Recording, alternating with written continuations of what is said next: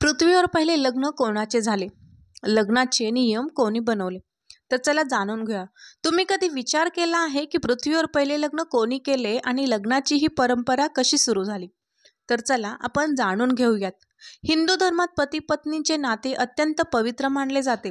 जेव्हा दोन लोक लग्न करतात तेव्हा दोन कुटुंबाचे मिलन होते. पौराणिक कथेत दिलेल्या माहितीनुसार जेव्हा विश्वाची निर्मिती झाली त्यावेळी भगवान ब्रह्मदेवांनी त्यांच्या शरीराचे दोन तुकडे केले होते आणि या दोन तुकड्यांचे मिलन झाले आणि हे दोन तुकडे मिळून शरीर झाले आणि या शरीरातून स्त्री पुरुषांचा जन्म झाला. शरीरापासून जे दोन घटक तयार झाले त्यात पुरुष तत्वाला स्वयंभू आणि स्त्री तत्वाला शतरूप असे नाव देण्यात आले.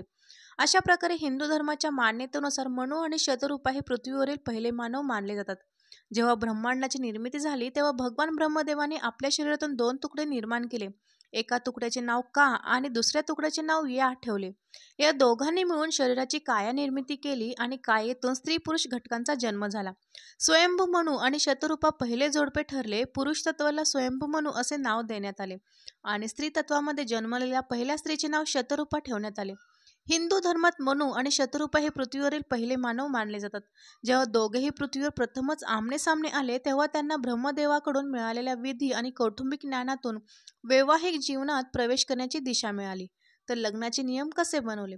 हिंदू धर्मातील काही धार्मिक पुराणांमध्ये असे म्हटले जाते की विवाहाची सुरुवात श्वेत ऋषींनी केली होती. श्वेत ऋषींनीच लग्नांसाठी परंपरा, नियम, प्रतिष्ठा, लग्नाचे महत्त्व, सिंदूर, मंगळसूत्र आणि 7 फेऱ्यांसह सर्व प्रकारच्या प्रथा प्रस्थापित केल्या.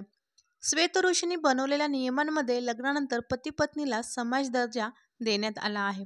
तर मित्रांनो, ही माहिती तुम्हाला आवडली असेल तर व्हिडिओला नक्कीच लाईक करा.